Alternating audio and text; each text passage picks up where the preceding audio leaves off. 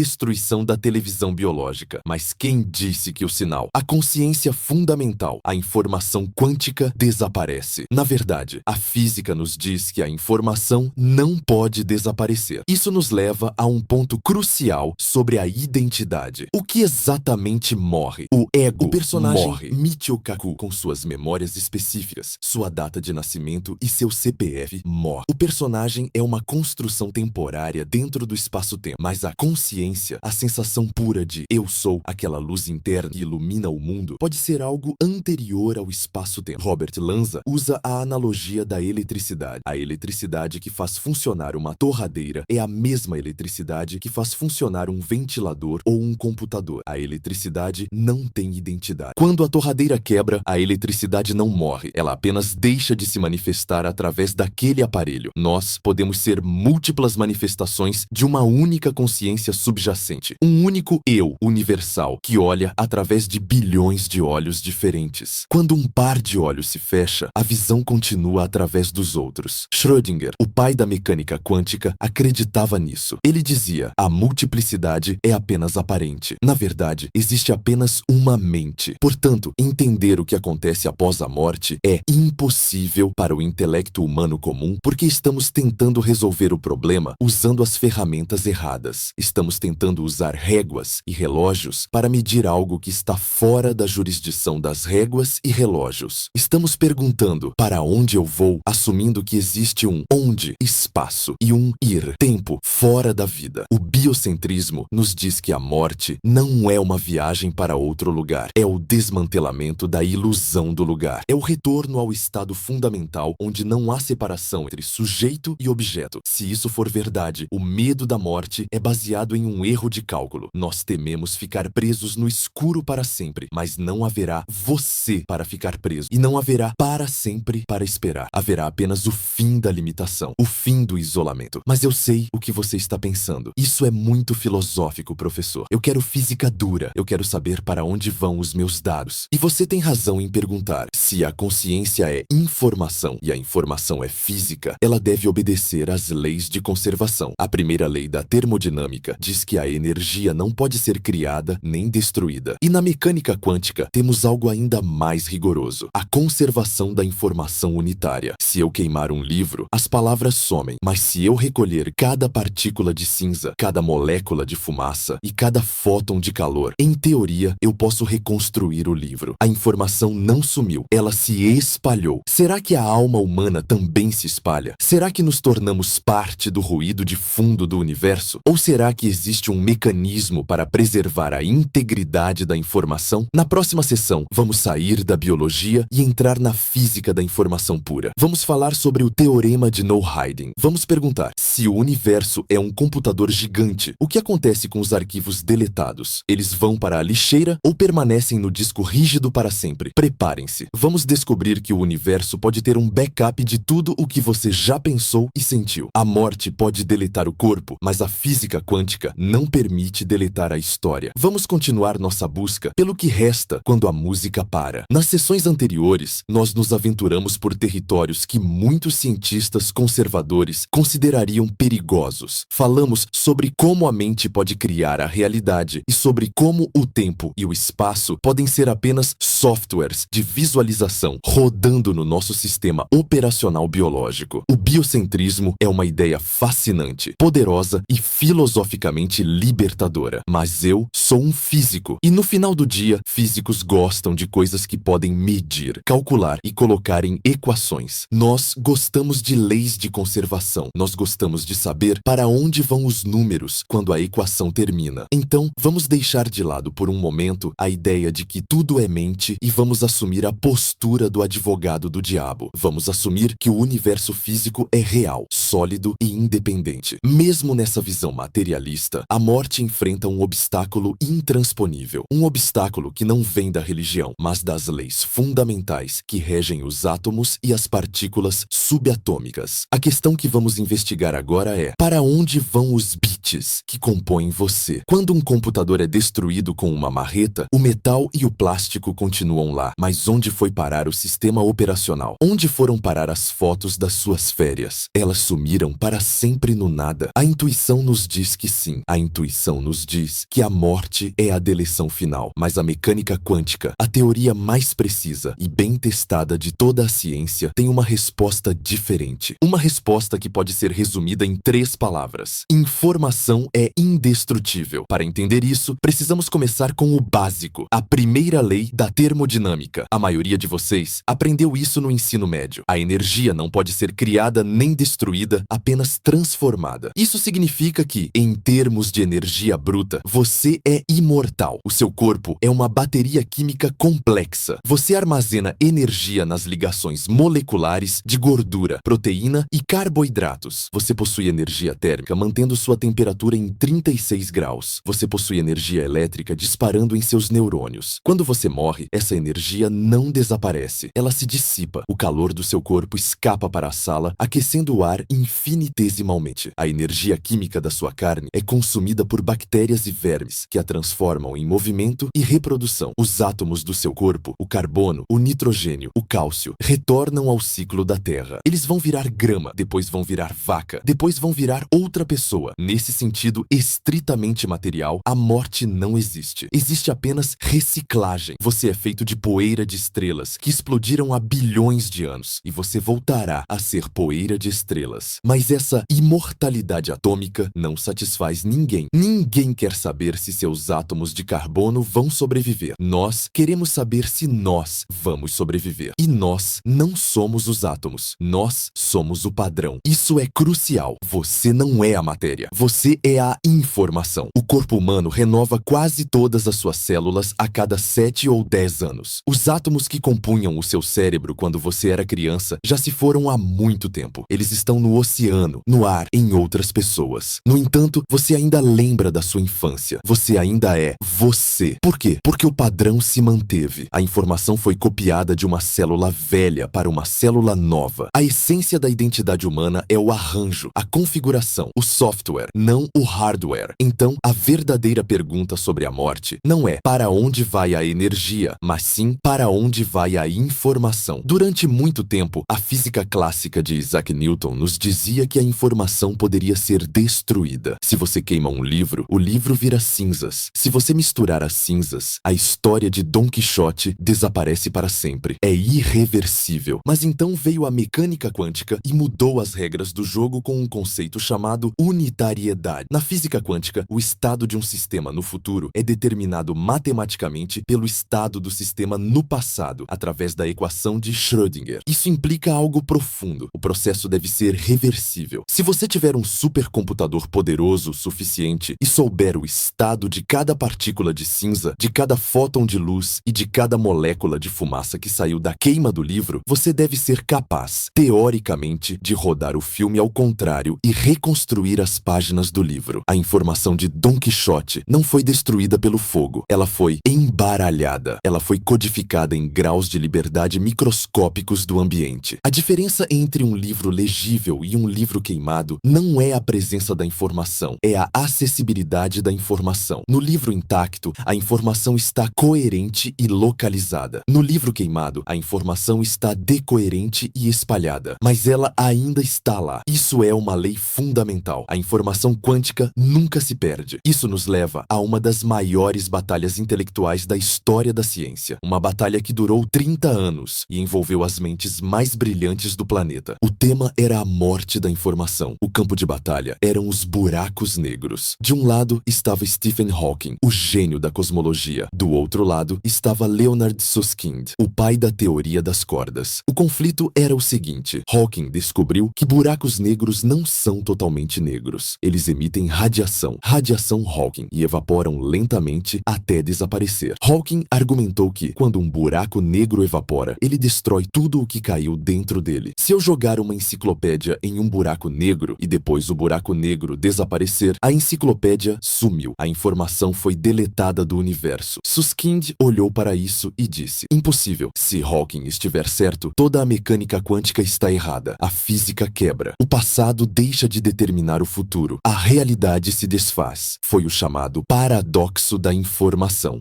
Se a morte, seja de uma pessoa ou de uma estrela, puder destruir informação, então a história não existe. O universo não teria memória. A batalha durou décadas. E no final, Stephen Hawking admitiu a derrota. Nós descobrimos, através do princípio holográfico e da correspondência EDS-CFT, que a informação não cai no esquecimento. A informação de tudo o que cai em um buraco negro fica impresso na superfície do buraco negro, o horizonte de eventos, como um holograma 2D. E quando o buraco negro emite radiação, ele devolve essa informação ao universo, embaralhada, criptografada, mas intacta. Isso levou à formulação do Teorema de No-Hiding, não ocultação, provado pelos físicos Samuel Brownstein e Arun Pati em 2007. O teorema diz, matematicamente, a informação não pode ser destruída e não pode ser escondida. Se ela desaparecer de um lugar, ela deve reaparecer em outro. Agora, vamos aplicar isso à morte humana. O cérebro humano é o objeto mais complexo do universo conhecido. Ele contém petabytes de informação, suas memórias, sua personalidade, seus medos, suas habilidades. Isso tudo é sustentado por estados quânticos de átomos e elétrons. Quando você morre, o cérebro se decompõe, a estrutura física se desfaz. Mas o teorema de No-Hiding diz que a informação quântica que descrevia o estado do seu cérebro não pode ser aniquilada. Ela não pode simplesmente virar zero. Então, para onde ela vai? Ela deve vazar para o ambiente. No momento da morte, à medida que a coerência biológica colapsa, os qubits, bits quânticos, que constituem a sua essência, se emaranham com o ar, com o campo eletromagnético, com o vácuo quântico ao redor. Você se torna parte do ruído de fundo do universo. Isso soa poético, mas é física rigorosa. Imagine uma gota de tinta caindo em um oceano. No começo, você vê a gota, a individualidade. Depois, a gota se dissolve. A água fica um pouco mais escura, mas a gota sumiu. No entanto, a informação molecular da tinta ainda está lá. Ela está espalhada por todo o oceano. Se você pudesse rastrear cada molécula, você encontraria a gota. A gota se tornou o oceano. A morte pode ser o processo de decoerência da consciência. Enquanto estamos vivos, nossa consciência é focada, localizada, presa dentro do crânio. É uma gota de tinta coesa. Quando morremos, a barreira se rompe. A informação se espalha. Nós perdemos a resolução, perdemos a definição de borda, mas ganhamos a vastidão. Alguns físicos teóricos, como Sir Roger Penrose e Stuart Hameroff, especulam ainda mais longe. Eles sugerem que a consciência ocorre em microtúbulos dentro dos neurônios e que ela é, fundamentalmente, uma vibração na geometria do espaço-tempo, escala de Planck. Se isso for verdade, quando o corpo morre e os microtúbulos perdem seu estado quântico, a informação quântica não se dissipa apenas no ar. Ela retorna à estrutura fundamental do espaço-tempo. Hameroff diz, é possível que a informação quântica que constitui a consciência possa existir indefinidamente fora do corpo, talvez na geometria do espaço-tempo em si. Isso soa suspeitosamente parecido com o conceito antigo de alma, ou registros akáshicos, mas vestido com a linguagem da gravidade quântica. Não estamos falando de fantasmas com lençóis. Estamos falando de pacotes de dados quânticos que são ejetados do hardware biológico e carregados no cloud, nuvem do universo. Mas aqui está o problema, e a razão pela qual é impossível entender isso completamente com o nosso cérebro atual. Se a informação sobrevive, ela sobrevive de uma forma que nós reconheceríamos. A informação de um livro queimado ainda existe, mas você não pode lê-la. Ela perdeu a estrutura macroscópica. A questão crucial é, a consciência sobrevive como uma entidade que diz, eu sou Michio Kaku, ou ela sobrevive como dados brutos, sem ego, sem memória acessível, fundida com o todo. A maioria das evidências físicas aponta para a segunda opção, a sobrevivência impessoal. Quando você morre, você se torna o universo. Mas o universo não lembra que era você. É como um copo de água sendo jogado no mar. A água continua existindo? Sim. O copo de água continua existindo? Não. No entanto, o teorema de No-Hiding tem uma pegadinha. Na mecânica quântica, a informação é recuperável em princípio. Isso significa significa que, em algum futuro inimaginável ou em alguma dimensão superior, a tecnologia ou uma superconsciência poderia teoricamente desembaralhar o oceano e recuperar a gota, se o tempo for infinito e se a teoria do eterno retorno de Poincaré estiver certa. Qualquer configuração de partículas que já existiu deve, eventualmente, se repetir. Se a sua informação não foi destruída, apenas embaralhada, a eternidade tem tempo suficiente para desembaralhá-la. Isso abre a porta para a ideia de que a morte não é um ponto final, mas uma pausa, uma latência. Você é um arquivo que foi compactado e arquivado em um servidor profundo, aguardando uma futura descompactação. Além disso, temos a questão da não localidade. A física quântica nos mostrou que partículas podem estar emaranhadas. Duas partículas podem compartilhar a mesma existência, mesmo estando a anos-luz de distância. O que acontece com uma, acontece instantaneamente com a outra. Isso sugere que o espaço é uma ilusão. A separação é uma ilusão. Se a consciência tem uma base quântica, então ela é inerentemente não local. Ela pode estar ancorada no seu cérebro agora, mas a sua natureza fundamental pode estar espalhada por todo o cosmos. A morte seria apenas o corte da âncora. O balão não estoura, ele apenas voa para onde sempre pertenceu. A conservação da informação nos dá uma garantia científica de que o niilismo absoluto, a crença de que a morte apaga tudo e que a vida não tem consequência, é fisicamente incorreto. Cada pensamento que você tem, cada escolha que você faz, altera o estado quântico do universo de forma irreversível. Você deixa uma cicatriz, uma marca, uma assinatura na realidade que perdura muito depois que o sol se apagar. O universo é um disco rígido que nunca é formatado. Mas, se a sobrevivência da informação parece abstrata demais, se a ideia de virar poeira de dados no cosmos não é reconfortante, a física quântica tem uma alternativa ainda mais bizarra e direta. Uma alternativa onde você não precisa se dissolver no universo. Uma alternativa onde você continua acordando, dia após dia, para sempre, quer você queira ou não. Estou falando da aplicação mais perturbadora da equação de Schrödinger. Estou falando da imortalidade quântica. E se a morte for impossível, não porque a alma é mágica, mas porque o universo se divide toda vez que você aperta o gatilho. Na próxima sessão, a imortalidade quântica, a roleta russa de Schrödinger. Vamos explorar a interpretação de muitos mundos. Vamos ver por que, do seu ponto de vista subjetivo, a arma pode nunca disparar. Vamos descobrir por que você pode ser o único sobrevivente em um universo de funerais. Preparem-se. A conservação da informação foi apenas o aquecimento. O multiverso é onde a verdadeira estranheza começa. Nas sessões anteriores, nós exploramos a ideia de que a mente cria a realidade, biocentrismo, e que a informação fundamental do eu é indestrutível pelas leis da termodinâmica e da mecânica quântica. Essas teorias oferecem um tipo de consolo abstrato, sugerindo que nos tornamos parte do tecido do cosmos ou que a nossa essência retorna ao grande oceano de dados do universo. Mas eu sei que para muitos de vocês isso soa vago. Virar poeira de estrelas ou espalhar bits no vácuo não é exatamente o que chamamos de vida. Nós queremos saber se vamos acordar amanhã. Nós queremos saber se a continuidade da nossa narrativa pessoal persiste. E é aqui que a física quântica deixa de ser apenas estranha e se torna absolutamente perturbadora. É aqui que entramos no território da loucura lógica, que pode ser a única verdade absoluta sobre o destino humano. Se as teorias que vou apresentar agora estiverem corretas, e elas são defendidas por alguns dos maiores físicos matemáticos da atualidade, então a resposta para o que acontece após a morte é algo que ninguém espera. A resposta é nada. Não nada no sentido de vazio, mas nada no sentido de que o evento da morte para você nunca acontece. Você pode ver seus amigos morrerem, você pode ir a funerais, mas subjetivamente você pode estar condenado à vida eterna. Bem-vindos ao conceito alucinante da imortalidade quântica. Para entender isso, precisamos voltar a 1957 e conhecer um jovem doutorando de Princeton chamado Hugh Everett Treasure. Naquela época, a física quântica estava presa em um dilema. As equações diziam que as partículas subatômicas existiam em uma superposição de estados. Um elétron poderia estar girando para cima e para baixo ao mesmo tempo, mas, quando olhávamos para ele, ele sempre estava ou para cima ou para baixo. A explicação padrão, a interpretação de Copenhague, dizia que o ato de medir fazia a realidade colapsar. A magia do observador escolhia uma opção e destruía as outras. Hugh Everett achou isso ridículo. Por que a medição seria mágica? Ele propôs uma solução radical, que na época foi ridicularizada, mas que hoje é a interpretação favorita de muitos cosmólogos, inclusive eu. É a interpretação de muitos mundos. Everett disse: a função de onda nunca colapsa. O universo se divide. Se um elétron pode ir para a esquerda ou para a direita, ele faz as duas coisas. Mas, para acomodar essas duas realidades contraditórias, o universo inteiro se bifurca. Em um universo, o elétron foi para